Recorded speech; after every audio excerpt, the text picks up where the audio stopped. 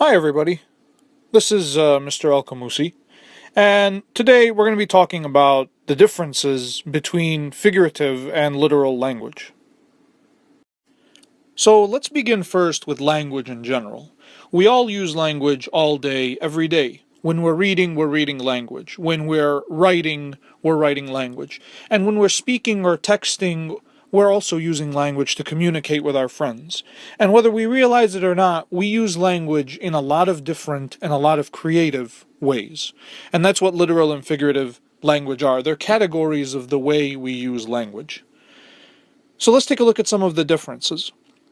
Literal language is when we say something and we mean exactly what we're saying. We're not exaggerating, we're not elaborating, we are meaning exactly the words that we're saying. Figurative language, on the other hand, we say what we want to say, but in a creative, exaggerated way. And a lot of times we use a number of different forms of figurative language, which we'll talk about in just a second. So once again, literal language means the exact or real meaning of the word or phrase. If I want someone to stop talking, I'll just say, stop talking. Figurative language, on the other hand, we communicate ideas the same way, but we use creative language. So instead of telling someone, stop talking, which is the literal meaning, I could say, can it? Or put a lid on it. These are terms that are creative. Unlike just telling someone to stop talking, I could say some other creative way of getting my point across. So you may wonder, why don't we just use literal language? Why do we need figurative language? Why don't we just mean everything that we say?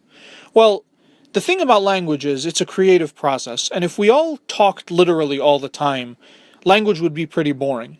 That's why when we want to speak and get certain points across, we like to use figurative language. It's more interesting language. And knowing what we're saying and how we are saying it figuratively makes it more interesting to have conversations.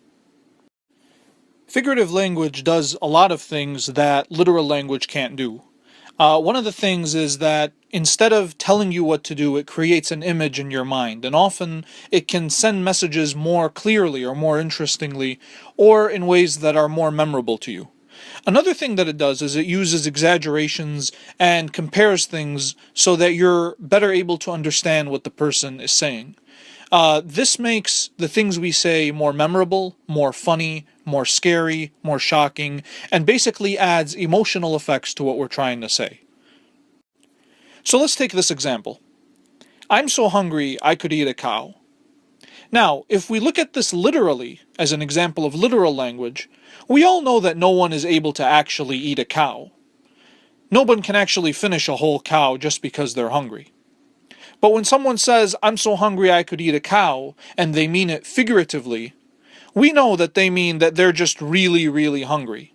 But instead of saying, I'm really, really hungry, which is the literal way to say it, they'll say a figurative phrase like, I'm so hungry I could eat a cow. There's only one type of literal language, but there are a lot of examples of figurative language. One of them is called a simile. In a simile, we compare two things that are not alike by using like or as, and we're comparing them because they make things more memorable. For example, instead of saying that girl is really, really tall, or that girl is 6'3" which is kind of a boring way to communicate that, you could say, wow, she's as tall as a giraffe. If you wake up in the morning and take out the pizza left over from last night's dinner, and it's really cold, you could say, my pizza is really cold. But you could also use a simile by saying, this pizza is as cold as ice.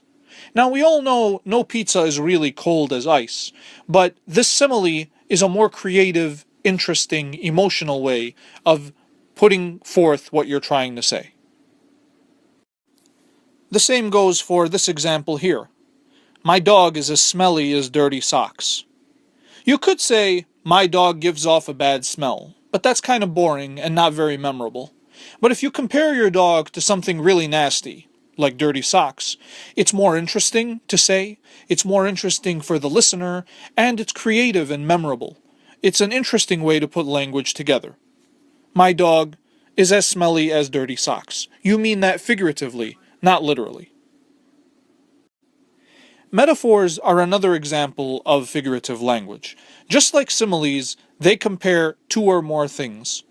But instead of using like or as, metaphors just say that things are instead of using like or as. A simile in this example would be, my mother is like a teddy bear. But a metaphor doesn't use like or as, you just say my mom is a teddy bear. Now, we all know that your mom is not literally a teddy bear. But when you say my mom is a teddy bear, you're basically comparing the warm feeling your mother gives you to the warm feeling a teddy bear gives you. And while we don't understand this literally, it makes sense as a form of figurative language. There is a difference between a metaphor and a simile. Both are types of figurative language, but they are different in that a metaphor just says that things are, whereas a simile uses like or as. Take a look at this example also. She has a heart of a lion. Now we know that she does not have a heart of a lion literally. She can't have the heart of an actual lion.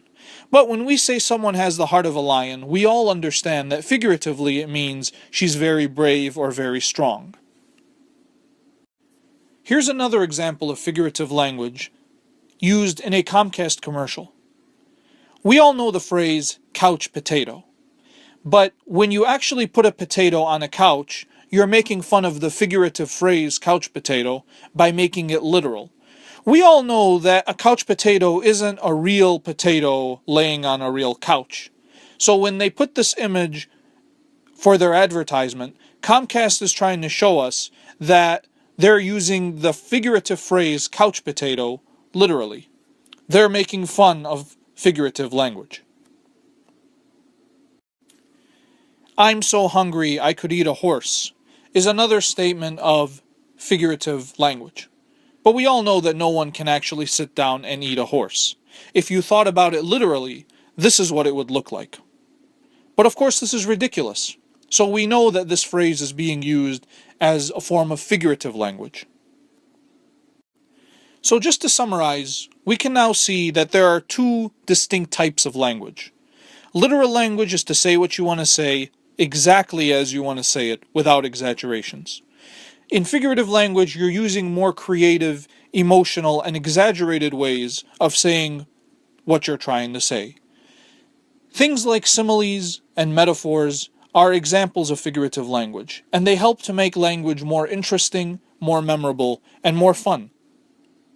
We will be practicing examples of figurative language in this class going forward. Thank you all for listening.